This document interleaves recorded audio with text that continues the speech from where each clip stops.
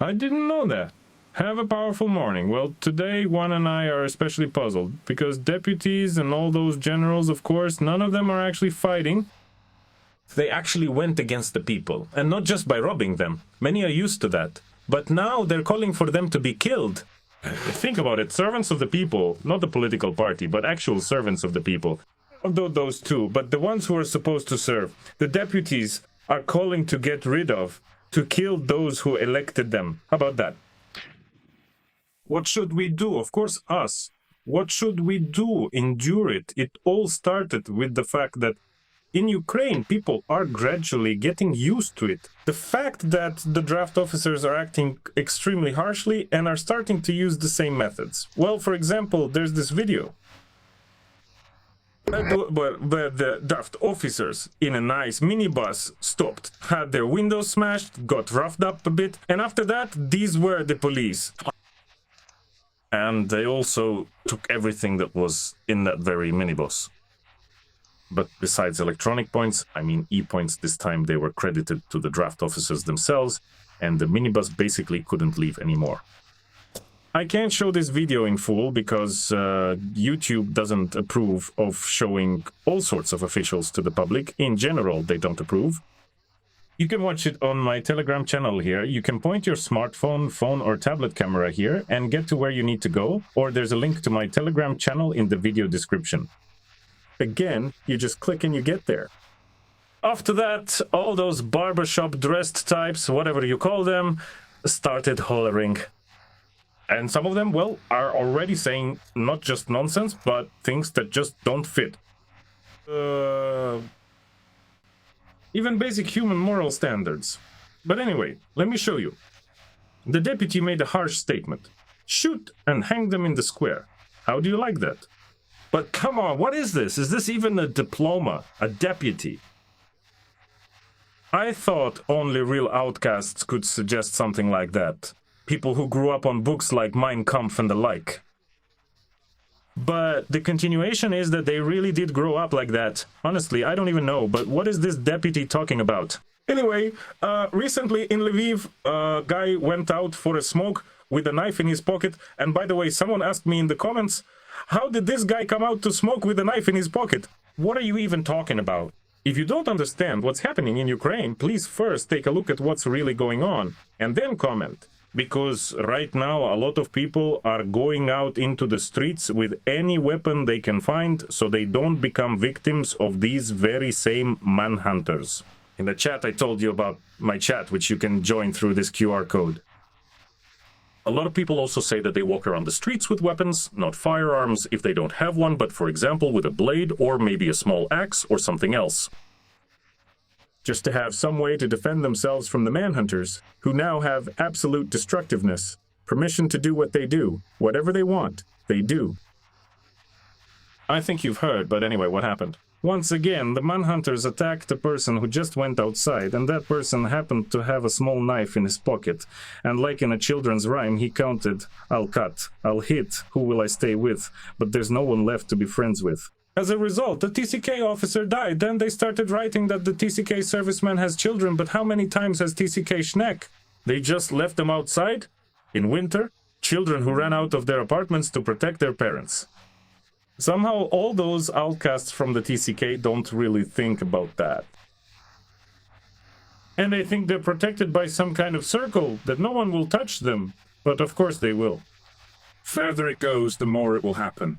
So, let's get back to the deputy. Now, these are my own thoughts. Let's see what this deputy writes. Let's read what he wrote. A military man and an active deputy of the Khmelnytsky Regional Council, but he's as much of an active military man as his tattoos are. Les, who sits in Kiev, is just throwing dirt on himself. On March 8th, he posted a video there congratulating women, talking about how he and the guys, had some kind of mission. Well, basically, he splashed some mud from a puddle on himself near Kiev, got out of an expensive car, of course, just to congratulate women, supposedly on behalf of the military. These deputies pretend to be soldiers, and I'll show you some more in a moment, but this one really crossed the line. So obviously he's not a real soldier, he's just dressed up, he's some barbershop poser, a person who blended in with these very structures. And what does he say? Yesterday's latest murder. For some reason, they call Lyudovoy a soldier in Lviv. This is, of course, terrible, but there is a reason for it. And the reason is that during previous armed attacks on soldiers and the TCK, no one was killed. But what he means is that no civilians were killed. The little deputy regrets that no civilians were killed. How about that? But as for yesterday's events, the person who attacked might not have been injured, but he shouldn't have been shot in the leg. He should have been shot as an enemy element, an enemy of the people, executed on the spot. Hello, 41, and there's 42. It's not the USSR at all, but some other countries. And I was supposed to be his corpse. Basically, the picture will say it all. I can't even read this. This is a picture created by a deputy. He drew how things were supposed to be in Ukraine, that there should be a gallows where a civilian would be hanged. Just think about what they're saying. This isn't even a civil war. It's genocide of the Ukrainian population using the means and tools that are in the hands of those in power. And this element, these creatures are calling for the killing of civilians. And they don't even know Ukrainian, this character, the one who... Sorry, made this crap. I can't hold back. They don't even know Ukrainian. Even on his disgusting picture, he has a mistake right here. He wrote it without the soft sign. Intellectual, damn invalids, who is trying to lead? People who rose through social mobility from such filth that you couldn't get out even with a ladder. They were so far down, real marginal elements. And I've already shown you this more than once, this so-called general, this Krivonos who's sitting in Warsaw, and they're getting paid from some kind of funds. He says the same thing, but they say exactly the same thing too. Absolutely, right here at the end. It's all there somewhere. We're hunting for the head. All right. They attack the staff of the military enlistment centers and say what scoundrels they are, a bullet to the knee, and then to the head. Well, that's how it is. This is already the third time I'm posting this Krivonos guy, because I want more and more people to see what these characters are really like. All these endless deputies and these generals who have never fought in their lives. He's known there for having commanded a company. Some company during the Maidan Nezalezhnosti, and then suddenly became a general. And this powerful general never fought defended, by the way, and not even being in the military anymore. He was dismissed from the very beginning. The airport in Kiev, 2 weeks, then it turned out that he had a criminal case, they want to open one against him, and he ran away to Warsaw, and now he's saying something from abroad. Well, this is just crazy. These fake generals or something, who are suggesting something like that together with the deputies. Well, what good can you even expect from them? Well, of course, there are also all sorts of phony blockheads. Those blockheads are also telling stories here. Even in the interview, this character on the left, he's a well-known character all over Ukraine who has a drinking problem. Who supposedly went to serve in the war, went to the war with a suitcase, filmed his little videos there, and those pictures to the battalion, or whatever this unit is called, of that character on the right, the blockhead. Now, it's like interviewing with its own boss. They have some kind of withered connections. It's like, you know, the romance is over, only here it's sunflowers. And they've also set up some lighting for these so-called dragon's teeth. They're sitting, of course, near Kyiv in brand new uniforms and telling all sorts of stories. That's the sound of the fresh new ones. From Volya Polyakov, this is the reason why they come here. The Buryats, the Kadyrovites, we love and appreciate it very much. Why? Why talk about the Buryats and Kadyrovites if there are these characters? They're no different anymore. Basically, they keep trying to scare everyone with the Buryats and Kadyrovites, whom 99% of Ukrainians have never even seen. But these characters who are happy to kill, rape, take money, and of course invest money in all sorts of shady schemes and then withdraw it. Almost everyone is familiar with these. What, Kadyrovites? You're even worse. Democracy. It's beneficial for society, I'll say. He just fought. And who are you? Well, Who? Just look at this character. Well, even Juan is puzzled here. The sombrero keeps shrinking. But look at this developed face of an intellectual. Well, it's something, it really is. Juan is at the enemies in Alpha. And here I am, Juan is still at the enemies. Which enemy? Who are you? Where? Exactly there. Get lost, get the hell out. Come on, let's make it a military digital junta. Вибирати мають дрони. Basically, if you didn't understand what this was about, I didn't either. But you can see that these characters can't even talk properly. There are some among them who more or less speak Ukrainian, who can put 2 or 3 words together into a phrase that we can understand. But these two aren't among them. That's regarding the horrors that are happening on the streets right now. If you want to take a break from all this talk about our partners, I have another channel you might like. It's called Americans Were on the Moon. It's a science channel where we fight against obscurantism, all sorts of Anunnaki, reality transurfing, and other so-called contactees. And we also discussed that unfortunate flat Earth theory and those chemtrails. Plus, there are solid science and popular science material about Earth, space, and searching for things in Antarctica. About how Musk's rocket crashed into the moon. And today, for example, I published information that something might explode in the US. So, in general, subscribe. It's really interesting over there. Next, regarding the attack on Kryvyi Rih and the fact that the Sunday Gallery, one of the largest complexes in Kryvyi Rih, was basically burned down. The Russians dropped jet drones there.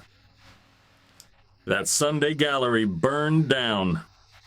I have a few messages from Kryvyi Rih residents in my email. Huge thanks to everyone who wrote. By the way, my email address is also in this video's description. If you have something to share, anonymously, of course, feel free to write. And if there's something to talk about, I'll definitely talk about it. So, I was told that Sunday Gallery is just a regular shopping mall. There are no drones, no warehouses, nothing like that there.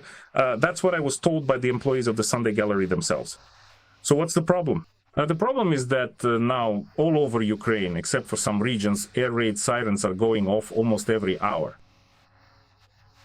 As a result, businesses simply can't operate, and most of the stores and galleries in these shopping centers have already given up. And they said basically no one is forcing anyone out during the air raids because movie theaters can't operate under these conditions, nothing can.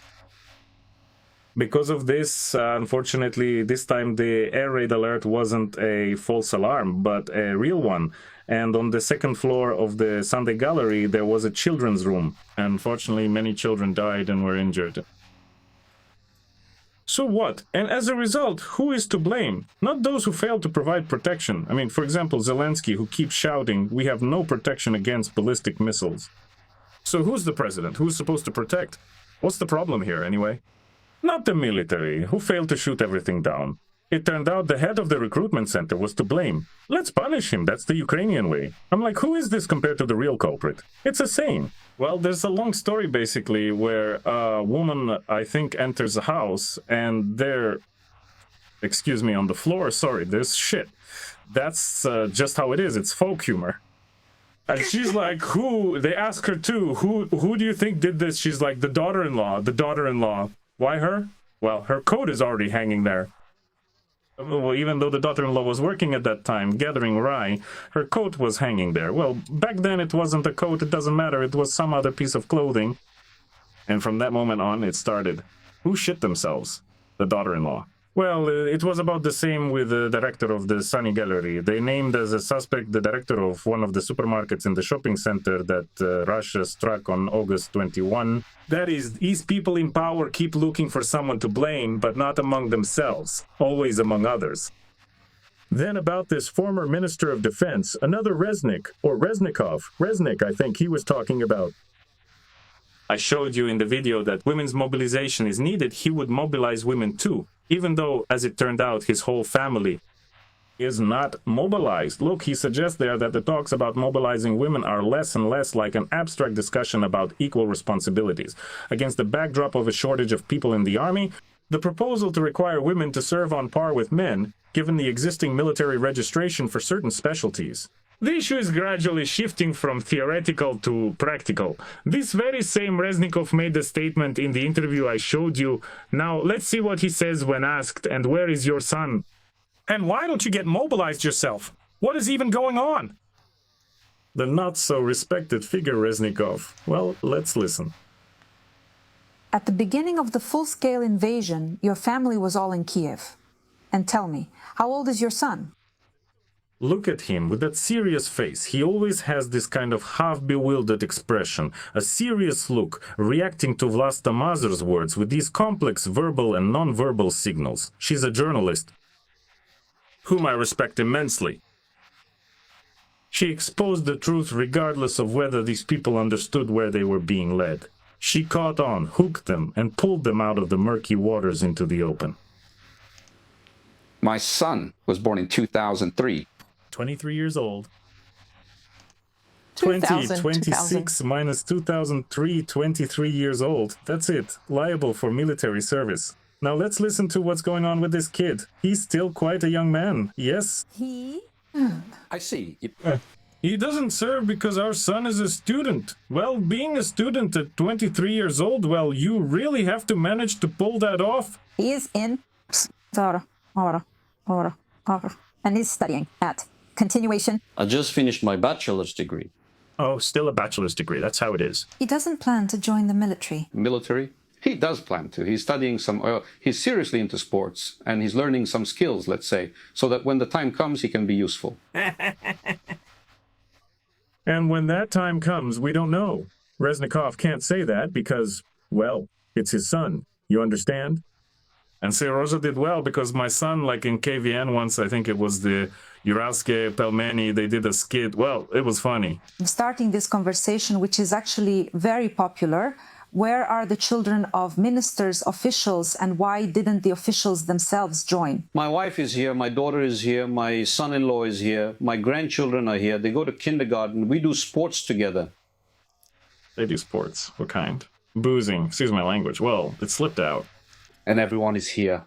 My younger brother is here in Kiev too, so my whole family, everyone who is alive, everyone is here. Did you turn 60 this summer? Yes, I did.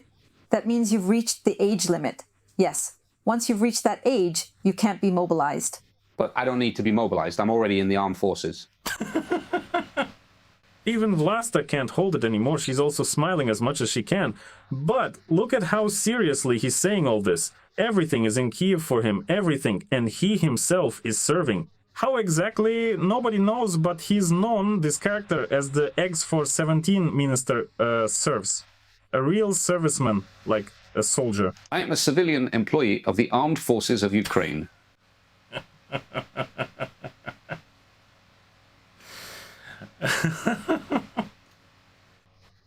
He says all this with such confidence and thinks that everyone should be like, so this is a civilian employee of the armed forces of Ukraine.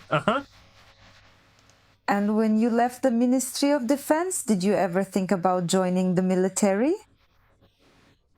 Thing is, when I left, I immediately continued doing work that helps the armed forces. I think with this person, you don't even need stand-up. It all looks as embarrassing as it could possibly be. And the most interesting thing is, he doesn't even realize what he's saying. Well, this person doesn't understand, especially when he tries to speak Ukrainian, what he's saying, and he does it with such confidence. Well, to teach. Numbers. Not only... Is this some kind of classified activity? Yes. This is an activity that benefits the armed forces of Ukraine. To talk nonsense in all the media, on all YouTube channels, and so on. This is very useful in the USSR. Extremely. Just extremely. Then suddenly Kuleba appeared, by the way. Kuleba talks about how people still need to flee the cities, and he says this, and by the way, they're all the same gang. Together with this whole gang from Barmalevskaya, they brought all of Ukraine to the state it's in now. And he says that people need to flee the cities, that things will be bad in the winter, that it will be terrible. Well, what is this? Well, let's listen to this character as well. On the left is Kuleba, the man. On the right is Kuleba, the woman. This is his wife, who owns an adult shop, who in the winter suggested that Ukrainians warm themselves up by surrounding themselves with those very heated items from the sex shop. Well, just imagine the level these people are at. They interview each other. Sometimes they interview other characters. Well, and so they have this kind of mishmash, which, you know, has another name in this industry. Well, now it's broadcasting. I think that life in the cities will be very bad. Well, you brought it to this. You brought it to this. And in order to keep Ukrainians from leaving, or for those who are abroad to come back, you yourself, with a stroke of your deputy's pen, that Sibiga guy made sure that in 2003 and 2004 passports weren't issued, that notary services weren't provided. And now he's talking about how things are bad in the cities. I got called the loser, that I'm out of touch with reality, that I'm scaring people. Oh my God. We express our sympathy, our deepest concern for Juan. Juan gestures to show what his name is, so all we can do is sympathize with Kuleba. And I'm recording all this from America, where I live my happy life. I said a month ago that the time would come when we would be moving toward a situation where goods would start disappearing from our stores. But you led to this too. You were the minister. Hey, hey. But I don't know how to snap my fingers. Snap. It feels like they're suddenly changing sides, turning into opposition figures, but you were the minister, and now you're holding some advisor position for Zelensky. So why are you scaring Ukrainians? You brought this about together with your boss. Hello? Anyone home? I got called a loser, that I'm completely out of touch with reality. All right, let's switch to this, because it's really funny. Let's turn on another character who talks about the fact that the mobilization age will be reconsidered. That's the worst part. That despite all these horrors that they talk about how Ukrainians should be hanged in the squares, about how women should already be drafted, about how people should flee the cities because things will get bad. Despite all that, the same kind of imposters, this miracle, this transformer, the transformer hero from the Donetsk airport, as he calls himself. Now this character is talking about how the draft age needs to be changed and that the government will soon take drastic measures. Well, you can imagine, these obviously won't be positive measures. I don't know. I think some radical things will be implemented there now. There are already talks going on. And as far as I know, some things are changing regarding the draft age. Let's put it this way. I won't go into details. I think they'll announce it later. They won't specify, so I'll clarify this. Well, my God, they only use Ukrainian, I think, when they're giving speeches in front of the camera, when they're spouting more nonsense. That's when they start to get all tense, and then some new nonsense begins. Well, and of course, they speak it in Surgic, because they don't actually know real Ukrainian. Of conscription age. Well, specifically during mobilization. But I know that rumors are going around. He seems kind of unsure. Usually he's more confident, but here the joke just isn't right. Well, and again, there's confirmation of his own words on the Ukrainian outlet Focus, where they say that, of course, a member of the Verkhovna Rada, Roman Kostenko himself, reports that the Rada is discussing the possibility of making changes to the mobilization rules. Well, I can imagine what kind of changes there will be. Of course, we're waiting, but I don't think anything good will come of it. Well, together with their beloved president, they also managed to achieve that Denmark, along with the EU countries, will no longer accept refugees from certain regions of Ukraine at all. So it's not just that there won't be temporary asylum, they won't accept refugees at all from 14 regions, and they believe that these regions are safe for Ukrainians. The regions included are Lviv, Zakarpattia, Volyn, Rivne, Ternopil, Ivano-Frankivsk, Chernivtsi, Khmelnytsky, Vinnytsia, Zhytomyr, Kyiv, Poltava, Cherkasy, and Kirovarad. It's safe, completely. No one has ever bombed them. It's totally safe. You can live however you want. Okay. That's how it is, basically. Honestly, I don't know what those people who are spreading all this are thinking, or what's really going on there. Well, and Fedorov, this antagonist compared to Zelensky, according to Zelensky himself, and another former Minister of Defense, says that it's possible to hold elections, and 60 to 70% of the electoral legislation has already been written. He explained how it could be done. He drew a complicated scheme there, like how it could be done abroad and among the military at the front, that is, to hold the voting and the elections. But again, Shilov, is just trading one bad option for another. He was brought in by Zelensky himself in 2019. Do you understand what the problem is? No matter how good and positive his words sound now, it's only compared to what Zelensky is saying these days. And let me remind you, this is the last thing in this episode. What Zelensky was saying, and look, here we have, by the way, this is Russian television, where they happily showed Zelensky, where he was very much loved, and this is to the point of what people write about those 73%. See, you didn't understand. Well, here you have Skobieva, Kyslyov, and many other figures of Russian television who praised that very Zelensky, who was filming videos one after another according to a script. No, there are no scripts anymore. That's why it's a total nightmare. But back then, it looked pretty good. Handsome guy. Yeah. No? Ha ha! Handsome guy! Don't cry, don't cry. Everything is fine. It will be on. Ukraine. A fresh face in politics. Many people are already tired of the old ones. Not an oligarch, though not poor. Not tainted by corruption. Well, of course it sounds funny now, but imagine, it's 2019, Russian television is admiring Zelensky. And it's not just some liberals or anyone like that admiring him, but actual propagandists. Kislyov, Skabeeva, and all the other figures. All of them supported Zelensky. This is a reminder for those who don't remember. All right. He has no past mistakes on his record since he has never been responsible for anything or anyone. His record is spotless here. Friends, attention. He evokes good feelings because he can make people laugh. Zelensky for president. Of course, we're burying a promising candidate by supporting him in a Russian studio. Zelensky is the only person who presents a positive agenda. If Zelensky were running in our elections, I would be choosing between Zelensky, Putin, God forbid, Zyuganov, or Zhirinovsky, right? I would vote for Zelensky. Goodbye, everyone. Zelensky said that Ukraine managed to work with Germany and is planning to bring back Ukrainian men of mobilization age from abroad. Do you understand how something like this could even be technically implemented and why such a statement was made? This statement will be well received in Ukraine. It will be perceived very ambiguously by those who are abroad. For Ukraine. Thank you. All citizens of Ukraine of conscription age must defend the country. And if someone is just avoiding it, that's very wrong.